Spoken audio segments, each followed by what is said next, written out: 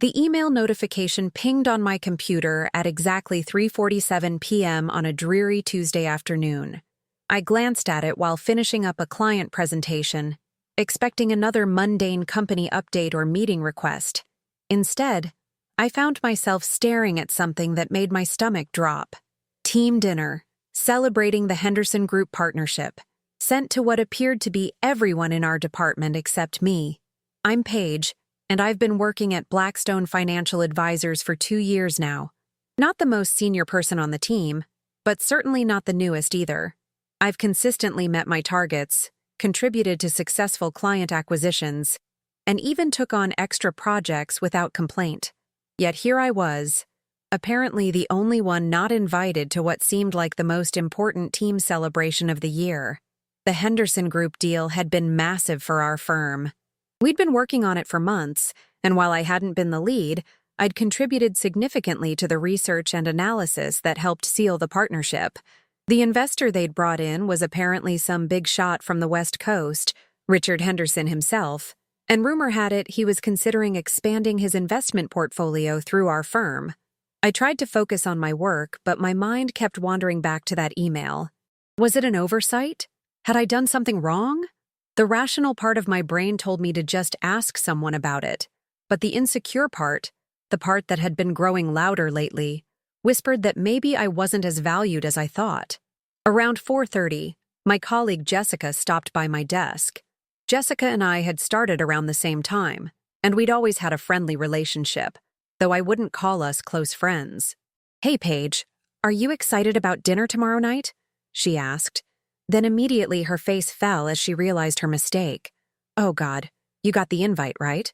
"Actually, no," I said, trying to keep my voice steady. "I didn't receive one." Jessica's cheeks flushed red. That's weird. I'm sure it's just a mistake. Maybe it went to your spam folder?" We both knew that wasn't the case, but I appreciated her attempt to make me feel better. After she left, I checked my spam folder anyway. Nothing. The rest of the day crawled by. I watched as my colleagues discussed their plans for the dinner, talking about what they'd wear and speculating about the mysterious investor. Marcus, our team lead, walked past my desk several times but didn't mention the dinner. Neither did anyone else. By 6 p.m., most of the office had cleared out. I stayed late, partly to finish some work and partly because I didn't want to go home to my empty apartment and dwell on this situation. The cleaning crew was making their rounds when I finally packed up my things. Walking to the parking garage, I ran into Tom, one of the senior analysts. Tom was always friendly, and we'd worked together on several projects. "Paige? Still here?" he asked, adjusting his briefcase. "Just finishing up some reports," I replied. "Well, don't work too hard. You'll need your energy for tomorrow night's dinner." I paused. I wasn't actually invited to that. Tom's expression changed completely. He looked genuinely shocked. "What? That can't be right. You worked on the Henderson analysis." "Apparently it is right," I said, trying to sound casual about it. That's really strange, Paige. I mean, no offense, but you're not exactly the person I'd expect them to leave out. You're one of the most thorough analysts we have." His words were meant to be comforting, but they only made me feel worse. If even Tom was surprised, it meant this exclusion was as obvious and unfair as I'd thought. That night, I barely slept. I kept replaying interactions with my colleagues, searching for clues about what I might have done wrong. Had I offended someone? Was my work not as good as I thought? The questions churned in my mind until my alarm finally went off at 6:30 a.m. The next day at work felt surreal. Everyone was buzzing about the dinner that evening, and I felt like I was watching it all from behind glass. I threw myself into my work, determined to prove whatever point I felt I needed to prove. Around lunchtime, I was reviewing some quarterly reports when my phone buzzed with a text from an unknown number. "Hey Paige, it's Mom. Changed my number. Hope you're doing well. Uncle Rick mentioned he's in your city this week for business. Maybe you two can connect? Love you." I stared at the message. Uncle Rick. I hadn't seen my mom's brother in probably 3 years, not since my cousin's wedding. He lived in California and ran some kind of investment firm. We'd never been particularly close. He was one of those successful relatives who showed up to family gatherings in expensive suits and talked about deals and acquisitions in ways that made everyone else feel small. I was about to respond when another text came through. His company is called Henderson Investment Group, I think. Small world if you've heard of them in your line of work. My heart stopped. Henderson Investment Group. Richard Henderson. Uncle Rick. I sat back in my chair, processing this information. The mysterious investor everyone had been talking about, the one who was being wined and dined at tonight's exclusive team dinner, was my uncle. My uncle, who I'd barely spoken to in years, who probably didn't even know I worked in finance. For a moment, I felt a strange sense of vindication. All these people who had excluded me, who had made me feel like I wasn't important enough to include in their big celebration, had no idea they were snubbing the investor's niece. But then reality set in. Did this even matter? Should I tell someone? Would that make me look petty or like I was trying to use family connections to get ahead? The whole situation felt complicated and uncomfortable. I decided to text my mom back. That's interesting. What's his company about exactly? Investment stuff. He started it about 15 years ago. Does really well, from what I understand. Your aunt says he's looking to expand into new markets. My phone rang. It was Jessica. Paige, can you come to the conference room? Marcus wants to see you. My stomach dropped. Was I in trouble? Had someone complained about my work? I grabbed my notebook and headed to the conference room, my mind racing. Marcus was sitting at the head of the table, looking uncomfortable. Paige, sit down. We need to talk about something. I sat, trying to read his expression. I got a call about an hour ago, he began. From Richard Henderson's assistant. Apparently, there's been some kind of mix-up. Mix-up? Yes. It seems Mr. Henderson specifically requested that you be included in tonight's dinner. His assistant mentioned something about family connections. Marcus looked puzzled. I have to admit, I'm a bit confused. Do you know Richard Henderson? The moment of truth had arrived. I could feel my cheeks burning. He's my uncle, my mother's brother. Marcus's expression went through several changes. Surprise, confusion, and what looked like embarrassment. Your uncle? Richard Henderson is your uncle? Yes, though we're not particularly close. I had no idea he was the investor you've all been talking about until about 20 minutes ago. Why didn't you mention this before? Because I didn't know. And honestly, even if I had, I wouldn't have thought it was relevant. I don't use family connections in my professional life. Marcus ran his hand through his hair. Well, this is awkward. His assistant specifically asked why you weren't included in the dinner invitation. I had to admit that it was an oversight. An oversight, I repeated, not believing it for a second. Yes. And of course you're invited to tonight's dinner. In fact, Mr. Henderson has requested that you sit at his table. I felt a mix of emotions. Relief, anger, and something like bitter amusement. I see. Paige, I hope you understand that this really was just an oversight. We value your contributions to the team. I nodded, not trusting myself to speak. We both knew it hadn't been an oversight, but calling it anything else would make this conversation even more uncomfortable. The dinner is at Meridian Restaurant at 7 p.m. Business casual attire. I left the conference room feeling like I was in some kind of strange alternate reality. Suddenly, I was not only invited to the dinner I'd been excluded from, but I was going to be sitting at the VIP table with the guest of honor, my uncle, who I hadn't seen in 3 years. The rest of the afternoon passed in a blur of awkward interactions with colleagues who had clearly been told about the oversight. Jessica apologized profusely. Tom gave me a knowing look. Even people who had barely acknowledged my existence before were suddenly being extra friendly. I left work early to go home and figure out what to wear to dinner with my uncle and the colleagues who had made me feel invisible just 24 hours earlier. Meridian Restaurant was exactly the kind of upscale place I'd expected. Dim lighting, white tablecloths, and the kind of atmosphere that made you automatically lower your voice.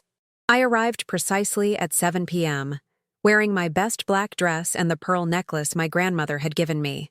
I felt nervous, but also strangely empowered. The hostess led me to a large table near the back, where about 12 people were already seated. I recognized most of them, Marcus, Jessica, Tom, and several other colleagues from our department. At the head of the table sat a man in his 50s with graying hair and a confident smile. Uncle Rick looked exactly as I remembered him, just a bit more distinguished. "Paige," he said, standing up as I approached. "There's my brilliant niece." The surprise on my colleagues' faces was almost comical. Uncle Rick pulled me into a hug, and I could feel everyone at the table recalibrating their understanding of who I was. "Uncle Rick," I said, returning the hug, "it's good to see you." Sit, he said, gesturing to the empty chair next to him. "I've been looking forward to catching up with you. Your mother told me you were working in finance, but I had no idea you were with Blackstone." As I sat down, I noticed Marcus looking particularly uncomfortable. The waiter immediately appeared to take my drink order, and Uncle Rick launched into questions about my work, my life, and my career goals. His attention was warm and genuine, and I found myself relaxing despite the surreal circumstances. "So tell me," Uncle Rick said after we'd ordered our meals, "what's your take on the emerging markets portfolio we've been discussing?" I realized he was asking me a serious professional question, not just making small talk. I took a breath and gave him my honest assessment, drawing on the research I'd done for the Henderson Group analysis. As I spoke, I noticed several colleagues leaning in to listen, suddenly very interested in my opinions. "That's exactly what I was thinking," Uncle Rick said when I finished. "You know, Marcus, your team did excellent work on the preliminary analysis, but I have to say, the section on risk assessment was particularly impressive. Was that your work page?" "Partially," I said, glancing at Marcus. "I worked on the risk modeling with Tom." "Well, it showed real insight. That's the kind of thinking that's going to be crucial as we move forward with this partnership." The conversation continued throughout dinner, with Uncle Rick asking thoughtful questions about the firm's strategies and future plans. What struck me most was how he treated me. Not as his niece who needed special attention, but as a professional whose opinions he valued. He asked for my input on several topics, and when I disagreed with something Marcus said about market trends, he encouraged me to elaborate on my perspective. Jessica, who was sitting across from me, kept giving me these wide-eyed looks. I could practically see her recalculating everything she thought she knew about me and my place in the company hierarchy. "You know," Uncle Rick said as we were finishing dessert, "I've been impressed with Blackstone's approach to client relationships. It's exactly the kind of partnership model I want to expand. Marcus, I'd like to discuss setting up a more formal arrangement where your team handles some of my West Coast clients who need East Coast representation." Marcus practically lit up. "That sounds like an excellent opportunity, Mr. Henderson." "Good. I'll want Paige involved in the transition team, of course. Her analysis skills will be valuable, and I think she understands the kind of approach I'm looking for." I felt a surge of pride mixed with a complicated awareness of how this moment would be perceived by my colleagues. Was Uncle Rick giving me opportunities because I was his niece, or because he genuinely valued my work? Based on our conversation, I believed it was the latter, but I knew others might not see it that way. As the evening wound down, Uncle Rick pulled me aside. "Paige, I want you to know that I had no idea you worked for Blackstone until my assistant mentioned there was some confusion about the dinner invitation. When I heard your name, I was shocked." "I figured as much," I said. "I hope you don't think I'm trying to interfere with your career or give you unfair advantages.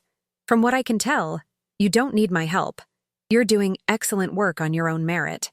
"Thank you, Uncle Rick. That means a lot.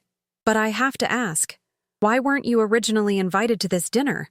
My assistant seemed to think it was unusual." I hesitated. "I'm not entirely sure. Marcus said it was an oversight." Uncle Rick's expression darkened slightly. "An oversight? Interesting." He paused. "Well, I'm glad we cleared that up. And Paige? I meant what I said about wanting you on the transition team. That's not about family. That's about business." The next few days at work were a study in human nature. Suddenly, I was getting invited to lunch meetings I'd never been included in before. Colleagues who had barely acknowledged my existence were stopping by my desk to chat. Marcus scheduled a one-on-one meeting with me to discuss expanded responsibilities within the department. But the most interesting change was in Jessica. She appeared at my desk Thursday morning with coffee and a sheepish expression. Paige, can we talk? We went to the break room, where she immediately launched into what seemed like a prepared speech. I owe you an apology, she said. Actually, we all do. The truth is, the dinner invitation wasn't an oversight. I wasn't surprised, but hearing her confirm it still stung. What was it then? Marcus thought you were too junior for a client dinner of that caliber. He said it would be more appropriate to include people with more seniority. Even though I worked on the Henderson analysis? Even though.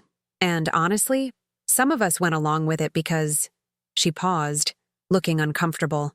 Because we thought you were kind of quiet and reserved. We didn't think you'd add much to the conversation. I felt a flash of anger, but also something like relief. At least now I knew the truth.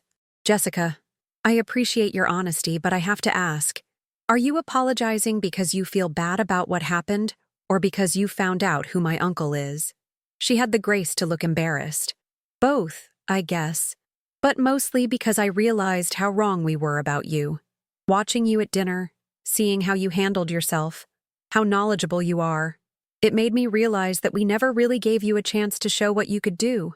I've been showing what I can do for 2 years, I said quietly. You're right, and I'm sorry it took this situation for us to really see it. Our conversation was interrupted by Marcus appearing in the break room. Paige, perfect timing. I wanted to discuss the Henderson transition project with you. Do you have a few minutes? In his office, Marcus outlined what would essentially be a promotion, not in title, but in responsibilities and visibility. I would be the primary liaison for the Henderson Group accounts, working directly with Uncle Rick's team on client transitions. This is a significant opportunity, Marcus said. It could really accelerate your career trajectory here. I understand that, I said. But I want to be clear about something. I don't want special treatment because of my family connection. If I'm going to take on this role, I want it to be because you believe I'm the best person for the job. Marcus shifted uncomfortably.